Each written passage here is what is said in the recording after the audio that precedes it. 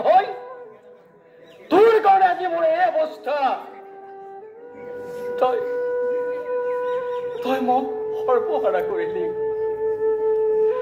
তোৰ কাৰণে আজি মই কি উপায় অৱলম্বন কৰিব লগা হৈছে মই আজি পথৰ ভিক্ষাৰী হৈছো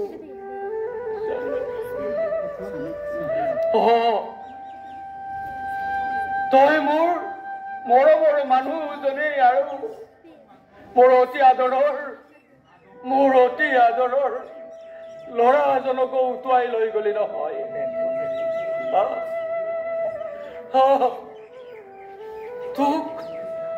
তই যদি মানুহ হলিহেঁতেন তেতিয়াহ'লে তোক মই কাটি টুকুৰা কৰিলোহেঁতেন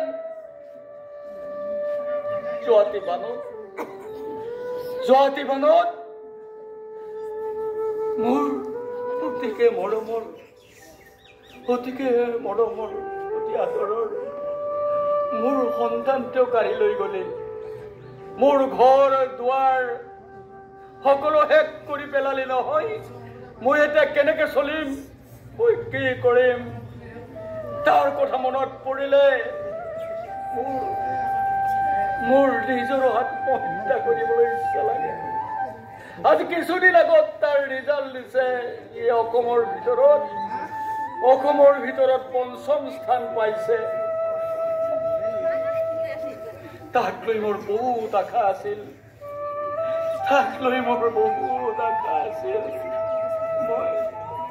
মই তাক মানুহ কৰাৰ ইচ্ছা আছিল আৰু কি কম পহুমৰা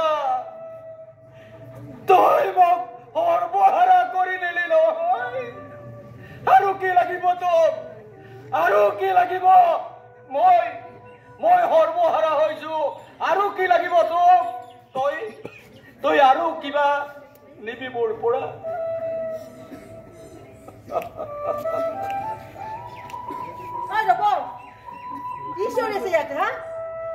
পলৰীয়া খৰভা দিবলৈ পলাই আছে নহয় কোনে আঘাত কৰিব আজি মই আপোনাক আঘাত কৰি আছো চাই থাকক কি ক'ব নালাগে কি নালাগে এই মানুহজন মস্ত ধূত মস্ত চৈতান যোৱাতি বানত ক'লে এখেতৰ বোলে ঘৰ বাৰী চব উটুৱাই নিলে বানপানীয়ে মোক ক'লে মোক আশ্ৰয় দিব লাগে মই কিয় আশ্ৰয় দিম হে মই ক'লো ভাড়া দিয়ক মই ভাড়া দিম তেখেতৰ ক'লে হৈ যাব মই ভাড়া দিম ঠিকে থাকিল প্ৰথমতে এতিয়া আজি ৪-৫ মাহ হ'ল মই বিচাৰি আছো নাই ভাড়াও নাই মানুহো নাই আজি বিচাৰি পাইছো নাটক কৰি আছে চকুৱে টকি আছে খৰিয়ালৰ চকু পানী আৰু কিমান কবা মই একো নকৰো ইচ্ছা কৰিলে মই কৰিব পাৰো কি নকৰো আইন আছে মই আইনৰ ওচৰত যাম আপোনাক গতাই দিম আইনৰ হাতত কিয় দিম এটাই বোলে মোৰ লগত কি আইনত নিবহে আপুনি এখেতক দিম আৰু বহে আপুনি এই ৰাজহুৱা অনুষ্ঠানত আপুনি এনেকৈ এখেতক অপৰাস্তাক্য কৰিছে কিয় কৰিছো এখেত পলৰীয়া হয় শয়তান হয় মোৰ ঘৰত খৰভা লৈছে ভাড়া দিয়া নাই ইমান বকবকি কৰি নাথাকিব আপুনি মাইকী মানুহ হয় এজনী এনেকুৱা ৰাজহুৱা অনুষ্ঠানত আপোনাৰ পিতৃবয়স্ক মানুহ এজনৰ গাত হাত তুলিবলৈ আপোনাৰ লাজ লগা নাই লগা নাই আপুনি বহুত ভুল কৰিছে খুৰা গোস্বামী যিখিনি শুনিছো এখেতে আপোনাক যিখিনি কৰিছে সত্য নেকি কহিব পাৰি পৰিস্থিতিয়ে মোক বাধ্য কৰাইছে কি বাধ্য কৰাইছে খুৰা মোৰ সৰ্বহাৰা হৈ গৈছো সৰ্বহাৰা মোৰ একো নাই মই কেনেকৈ চলিম কি কৰিম মই উপায়বিহীন হৈ পৰিছো বোপাই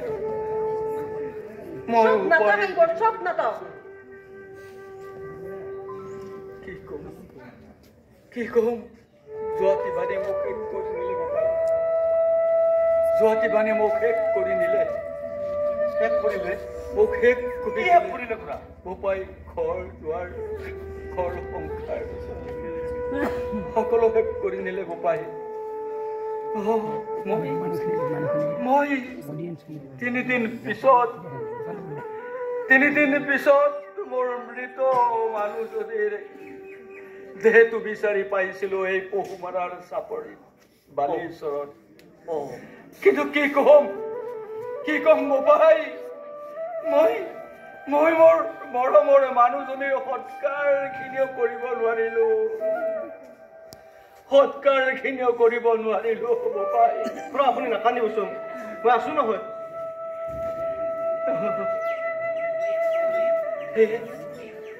মই এতিয়া উপায়হীন, মই দিশহাৰা হৈ পৰিছো বোপাই। খুৰা আপুনি নাকান্দিব, মই আছো নহয়। ধৈৰ্য ধৰক। আপুনি বহুত ভুল কৰিছে। আপুনি আৰু কৰ পৰা আহিলে? কি চাই আছিলা? কি কাজিয়া কৰিছো? তেখেতক মাৰিছে, তেখেতক অপৰাস্ত কৰিছে, গাত হাত তুলিছে, আৰু মই এনেকে কাজিয়া কৰিছো। এনেকৈ কাজিয়া কৰি লাভ নাই। কথাটো হ'ল কি, এখেতৰ আজি এই অৱস্থা কিয় হ'ল, কি কাৰণত হ'ল, এই কথাখিনি আমি বুজি ল'ব লাগে নে নালাগে কওকচোন? বুজি ল'ব লাগে, কিন্তু তেখেতে সেই বুলি ৰাজহুৱা অনুষ্ঠানত এনেকে অপৰাস্ত কৰিব নেকি? আপুনি যি কৰিছে ভুল কৰিছে, আৰু আপুনি যি কৰিছে ভুল কৰি আছে। আচল কথাটো কি, মোৰ লগত এজন ছাৰ আছে। ছাৰ আহকচোন। ছাৰ আছে? এই ঘটনাখিনি ধুনীয়াকৈ আপুনি বুজাই দিয়কচোন এখেতসকলক। ছাৰ নমস্কাৰ। নমস্কাৰ। কথা হ'ল কি, আমি যদি হাই কাজিয়া কৰোঁ, সময় নষ্ট কৰি আমাৰ একো লাভ নহ'ব। আমি কোনোটো কামৰে আমি সমাধান নাপাম। আমি একেখন আকাশৰ তলত আছোনে? আছো ছাৰ। আমি সকলোৱে ভাই হয়নে? হয় ছাৰ। আপোনাৰ তেজ মোৰ তেজ একেনে? একে ছাৰ। কোনোবা হিন্দু কোনোবা মুছলিম বুলি আছে নেকি? তেজত নাই। এই বৃদ্ধ মানুহজনক তেখেতৰ যিদিনাখন মাইকীজনী উঠি গৈছিল বানত, যিদিনাখন কলাৰ কেঁচুৱাটি বানত উঠি গৈছিল, সেইদিনাখন আপোনালোক ক'ত আছিল কওকচোন? ছাৰ সেইদিনাখন আছিলো, কিন্তু সেইটোৱে কথা। আপোনালোকৰ দৰে সফল ডেকাবোৰে বৰ্তমানৰ যুগত শিক্ষাৰ শিখৰত বগাই ফুৰা ডেকা চামে এইখিনি জ্ঞানো নাই যে মানুহবোৰক, দুখীয়া মানুহ এঘৰক নাইবা বিপদগ্ৰস্ত হোৱা মানুহখিনিক কেনেকৈ হেল্প কৰিব লাগে, সেইখিনি নীতি শিক্ষাও আপোনালোকৰ নোহোৱা যে অনুমান হৈছে। আপোনালোকে কি কৰিব লাগিছিল আৰু কৰিছে কি? এই মানুহজনৰ যিদিনাখন মানুহজনী মৰিছিলে, ল'ৰাটো যিদিনাখন মানুহ উঠি গৈছিলে, সেইদিনাখন আপোনালোকে গাঁওবুঢ়াক খবৰ কৰিছিল, SDRFক ফোন কৰিছিল, আপোনালোকে চক্ৰ বিষয়াক জনাইছিল, 1077 টোল ফ্ৰী নম্বৰ ফোন কৰিছিল। এই নজনাৰ কাৰণে আজি এই মানুহজনে দিশহাৰা হৈছে। যদি আপোনালোকে জনালেহেঁতেন, তেতিয়াহ'লে এই মানুহজনী মৰাৰ পিছত চৰকাৰৰ তৰফৰ পৰা 4 লাখ টকা তেখেতে আবণ্টন পালেহেঁতেন। 4 লাখ টকা পালে। নেজানিহে ভুল কৰিলো। আৰু এই যে ঘৰটো মানুহ উঠি গৈছিলে, 1,20,000 টকা পালেহেঁতেন। মই মিছা কোৱা নাই।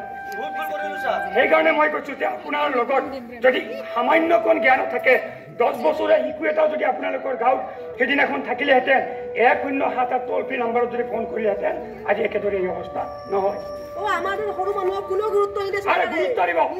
গুৰুত্ব দিব লাগিব, বাধ্য কৰাব লাগিব।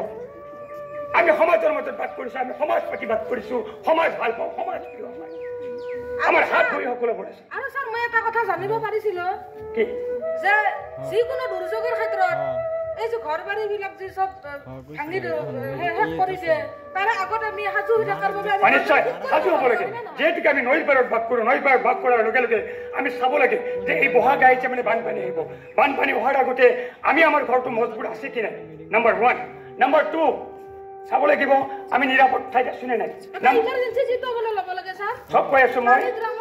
পানীগ্ৰাম ল'ব লাগিব, শুকান কাপোৰ ল'ব লাগিব, খাদ্য লাগিব, কিছুমান ঔষধ ল'ব লাগিব, টৰ্চ লাইট ল'ব লাগিব, ইমাৰ্জেঞ্চি মোবাইল চাৰ্জাৰ ল'ব লাগিব, দৈনিক বাতৰি কাকতৰ লগত যোগাযোগ থাকিব লাগিব, ওচৰৰ স্বাস্থ্য পৰীক্ষাৰ লগত যোগাযোগ ৰাখিব লাগিব। এইবোৰ কৰিলে আমি ৰক্ষা কৰিব পাৰিম।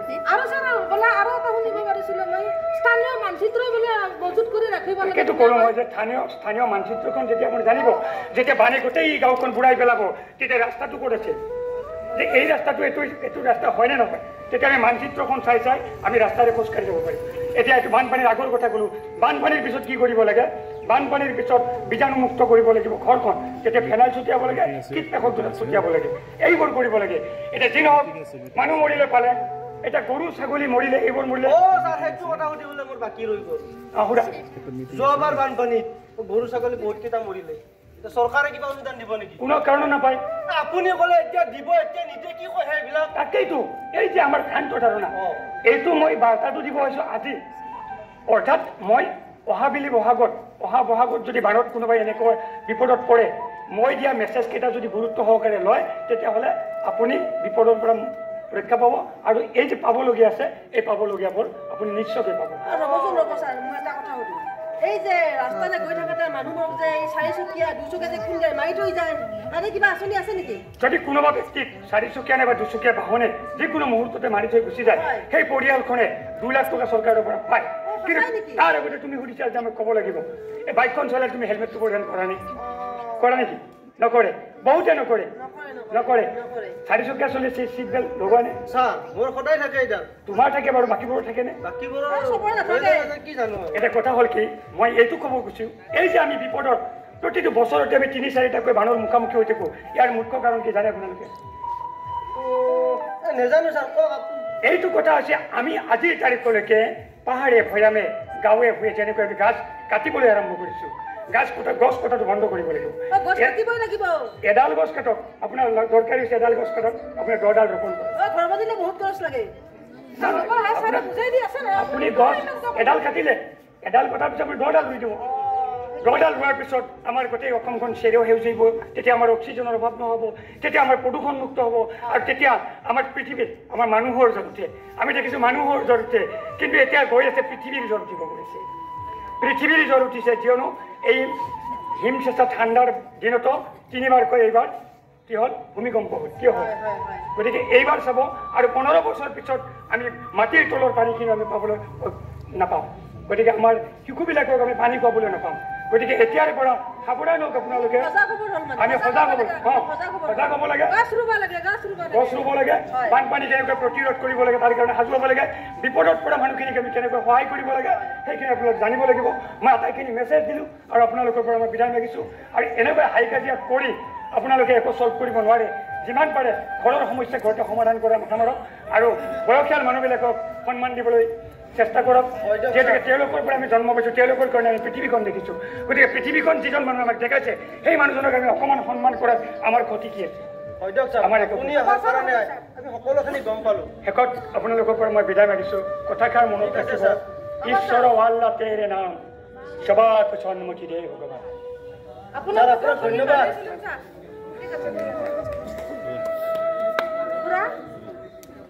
আপুনি দুখ কৰি নাথাকিব আপুনি মোৰ দেউতাৰ সমান আপুনি মোৰ লগতে থাকিব আজি পৰা আহক খুৰা আপুনি মোক ক্ষমা কৰি দিয়ক নাজানি মই আপোনাৰ ওচৰত বহুত ডাঙৰ ভুল কৰিছোঁ আজিৰ পৰা এতিয়াৰ পৰা আপুনি আমাৰ সদস্য আমাৰ লগত থাকিব আমাৰ লগতে খাব খুৰা হয় ক্ষমা কৰি দিয়ক আপুনি মোক ক্ষমা কৰি দিয়ক ক্ষমা কৰি দিয়ক খুৰা মোক ক্ষমা কৰি দিয়ক আমি সকলো মিলি জুলি থাকিম খুৰা ঠিকে আছে ময়ো তেতিয়াহ'লে আজিয়ে প্ৰতিজ্ঞা কৰিলোঁ তোমালোকৰ মৰম তোমালোকৰ স্নেহ এই সকলোবিলাক সঁচাকৈ মই সকলোবিলাকতে সন্তুষ্ট হৈছোঁ আৰু আজিয়ে প্ৰতিজ্ঞা কৰিলোঁ মই বহুমনা নৈৰ দুয়োটি পাৰত বাস কৰা নানা জাতি উপজাতিৰ সংমিশ্ৰণত গঢ় লৈ উঠা এই আমাৰ সমাজখনক প্ৰদূষণ মুক্ত কৰিব লাগিব এই সমাজত আমি বাস কৰিবলৈ হ'লে প্ৰতিটো অঞ্চলত আমি আটাইয়ে লগ লাগি গছ